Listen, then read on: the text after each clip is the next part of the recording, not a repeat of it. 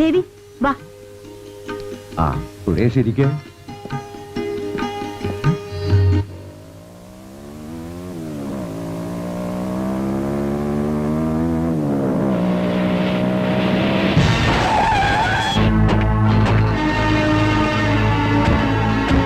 എവിടെയായിരുന്നു ഇത്രയും കാലം? നീ ഞങ്ങളെ കാണാതെ മുങ്ങിയടക്കാണല്ലേ? അയ്യോ അല്ല, അങ്ങനെയായിരുന്നെങ്കിൽ ഞാനിങ്ങനെ നടക്കുമായിരുന്നോ? നല്ല പിള്ള ചമയണ്ട, വിശ്വസിച്ചാ തന്നത് അത് തിരികെ മേടി എത്തിക്കാം. കുറച്ചുകൂടി സാവകാശം വേണം, ധൃതി വെക്കരുത്. എല്ലാം ഒത്തിണങ്ങി വരുന്നതേ ഉള്ളൂ. പിന്നെ കേറ്റുമതി ഉഴപ്പിയ എല്ലാത്തിനെയും കണ്ടിച്ചു കളയും. അണ്ണാ ഏറ്റു, പ്രശ്നമാക്കി നാറ്റിക്കരുത്. എല്ലാം ഞാൻ ഏറ്റു. കൂടി വന്ന ഒരാഴ്ച പ്ലീസ്. ഒരാഴ്ച, അത് കഴിഞ്ഞാൽ നീ ജീവിക്കണോ പറഞ്ഞ വാക്ക് പാലിക്കണോ എന്ന് ഞങ്ങൾ തീരുമാനിക്കും. കേട്ടോടാ? ഓക്കെ, ഞാൻ ഏറ്റു. ആ വാ.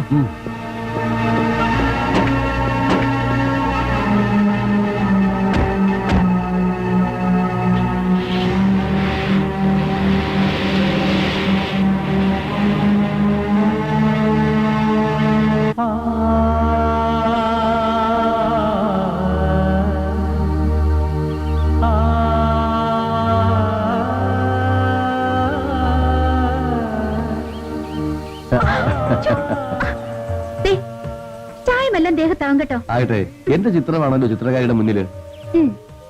എനിക്ക് വേണ്ടി ഇത്രയൊക്കെ ചെയ്ത ആളല്ലേ. എന്റെ ചെറിയൊരു സമ്മാനം. ഞാൻ നിന്റെ മനസ്സിൽ അങ്ങനെ നിറഞ്ഞു നിൽക്കുമ്പോ പിന്നെന്തിനാ? എനിക്ക് കാണാൻ. കല്യാണം കഴിഞ്ഞാ പിന്നെ എന്നും കാണാമല്ലോ. എന്നെ ശല്യം ചെയ്യാൻ ഉദ്ദേശം? ഏയ്, വെറുതെ ഇങ്ങനെ നോക്കി നിൽക്കാൻ. ഈ ചിത്രം നമ്മുടെ ബെഡ്റൂമിൽ വെക്കാനുള്ളതാ. ചേട്ടാ, അച്ഛൻ വിളിക്കുന്നു. ഇതാ വരുന്നു.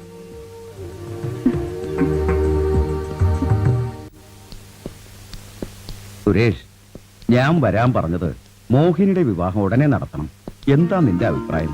ഞാൻ തയ്യാറാ, പക്ഷേ എക്സിബിഷൻ അടുത്തു കഴിഞ്ഞു. അതിനു മുൻപേ വേണം. വെറുതെ ജനങ്ങളെ കൊണ്ട് അതും പറയിപ്പിക്കരുത്. ചേച്ചിയുടെ കാര്യത്തിലുള്ള ഉത്കണ്ഠ. ഓക്കെ, ഞാൻ റെഡി. പെൺകുട്ടികളാ, അതും 3 പേർ. പെങ്ങളുടെ കുട്ടികളാണെങ്കിലും എന്റെ മക്കളല്ലേ മോഹിനിയും ദേവികയും. അവർക്ക് ഞാനല്ലാതെ വേറെ ആരാ ഉള്ളത്? ഇപ്പൊ ഞാൻ കൂടിയില്ലേ, പിന്നെന്തിനാ വിഷമിക്കുന്നത്? മോഹിനിയുടെ കാര്യത്തിൽ ഇനി എനിക്ക് പേടിക്കാനൊന്നുമില്ല. കണ്ണടയും മുമ്പേ നിമിഷയെയും ദേവികയും ഒരു കരയ്ക്കെത്തിക്കണം. എല്ലാം നിങ്ങളുടെ ഇഷ്ടം. എന്തിനും ഞാനും തയ്യാറാ. ഞാൻ ഇറങ്ങും. ആ,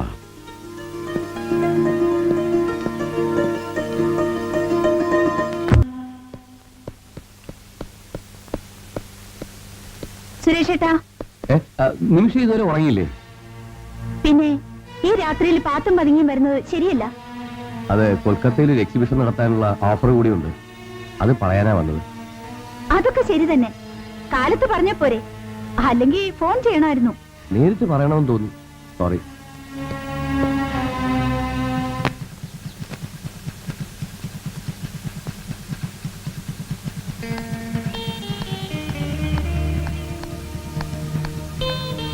എന്താ പുറത്തു വന്നളഞ്ഞത്? അകത്ത് പെൺപടയല്ലേ? ആ, അകത്ത് ചേച്ചിമാര് കേക്കണ്ട. കേട്ടാലെന്താ, എല്ലാവർക്കും അറിയാവുന്നതല്ലേ. വീട്ടുകാർ ഉറപ്പിച്ചതുമാണ്. മോഹിനി ചേച്ചി കുഴപ്പമില്ല, പക്ഷെ നിമിഷ ചേച്ചി സമയത്തിന് പ്രേമിക്കാത്തതിന്റെ കുഴപ്പമാ. നീ കേറ്, ഞാൻ കോളേജ് വഴിയാ പോകുന്നത്. എങ്ങോട്ടാ ഇത്ര അർജന്റിൽ? എയർപോർട്ടിലൊന്ന് പോണം. വാ, നേരായി. എന്താ വിനോദം ഒരു ചുറ്റിക്കളി? ഞാൻ എയർപോർട്ടിലേക്ക് ഇറങ്ങിയതാ. അത് ഈ വഴി അല്ലല്ലോ മോനെ. ദേവിയെ കോളേജിൽ ഇറക്കാന്ന് കരുതി. എന്താ ക്ലാസ് കട്ട് ചെയ്യിക്കാൻ വല്ല പരിപാടിയുണ്ടോ? ഇന്നില്ല. കുറച്ച് കൂടുന്നുണ്ട്. രണ്ടിനെയും കൂട്ടിലിറക്കാൻ നേരായി. സുരേഷിന്റെ ബന്ധുക്കളെയൊക്കെ ക്ഷണിക്കണ്ടേ? എനിക്കങ്ങനെ എടുത്തു പറയത്തക്ക ബന്ധുക്കളൊന്നുമില്ല. ഉള്ളവരെ ക്ഷണിക്കണം. ഇല്ല, എന്റെ ബന്ധുക്കൾ നിങ്ങളൊക്കെ തന്നെയാ. ശരിക്കും പറഞ്ഞാൽ ഞാൻ ഒരു അനാഥനെ പോലെയാണ്. ഫ്രണ്ട്സ് അല്ലേ? അതും വളരെ ചുരുക്കം. പിന്നെ ചില VIPs ക്ഷണിക്കണം. മോഹിനിക്ക് അത് ഗുണം ചെയ്യും. എന്നാ ഇനി താമസിപ്പിക്കണ്ട, എനിക്കും ചിലരെ വിളിക്കാനുണ്ട്. ഹലോ പ്രതാപ് ജി, ഒരു നിമിഷം. അതെ, ആ എന്റെ വിവാഹമാണെന്ന് പറഞ്ഞിരുന്നല്ലോ. ആ, എനിക്കറിയാം എത്തുമെന്ന്. അതെ, ഫാമിലിയുമായിട്ടോ? ഓക്കെ, എല്ലാ സൗകര്യങ്ങളും ഉണ്ടായിരിക്കും. അതെ അതെ, എനിക്ക് അഭിമാനമാണ്. Thank you very much. കേന്ദ്രമന്ത്രിയാ. എന്താ വിശേഷിച്ച്? കുടുംബസമേതം കല്യാണത്തിന് വരുന്നുണ്ടെന്ന്. സെക്യൂരിറ്റി ഏർപ്പാടാക്കണം. ഞാൻ വരട്ടെ. ആ,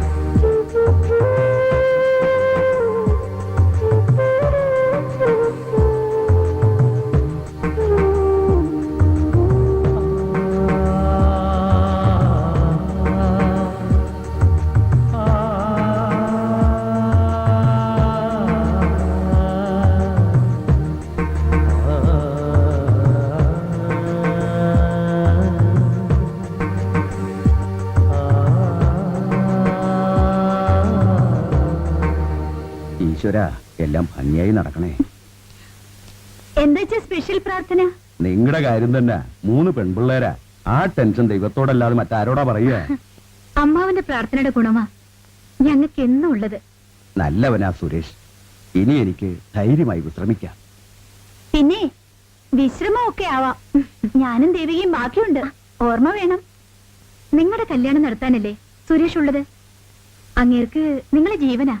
കല്യാണം കഴിഞ്ഞാ ഇവിടുന്ന് മാറി തന്നാ മതി. ആ അല്ലേ അച്ഛാ? ദേ, ഞങ്ങളെ കുടിയൊഴിപ്പിക്കാനുള്ള പ്ലാൻ അല്ലേ? എന്നും കരുതാം. നിങ്ങൾ അമ്പലത്തിൽ പോയിട്ട് വാ, ഞാൻ നമ്മുടെ രാമു പണിക്കരെ കണ്ടിട്ട് വരാം. വേഗം വാ, ദേവിക വരുന്നതിന് മുമ്പ് വരണം. നടക്കും. വിനോദ് ഇരിക്കെ, ഞാൻ ചായ എടുക്കാം. അവരെത്താൻ വൈകുമെന്നാ പറഞ്ഞത്. ചായ തിളപ്പിച്ച് സമയം കളയാനല്ല ഞാൻ വന്നത്. പിന്നെന്തിനാ? അത് പറയാനുള്ളതല്ല. ആ പുസ്തകം ഇതാ. ദേ ഇവിടെ ഇരിക്കെ, ഞാൻ ഇപ്പൊ വരാം. വേണ്ട, ദൈവമാ ഇങ്ങനൊരു ചാൻസ് തന്നത്.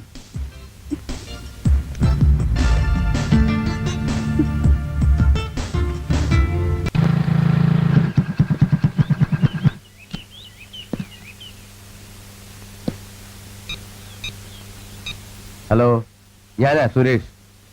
എത്രയും പെട്ടെന്ന് ക്യാഷ് എത്തിക്കണം. പറ്റില്ല. ആ, അല്ലെങ്കിൽ എല്ലാം തീർന്നെന്ന് കരുതിക്കോ. പറ്റില്ല. ആ ശരി, ഓക്കെ.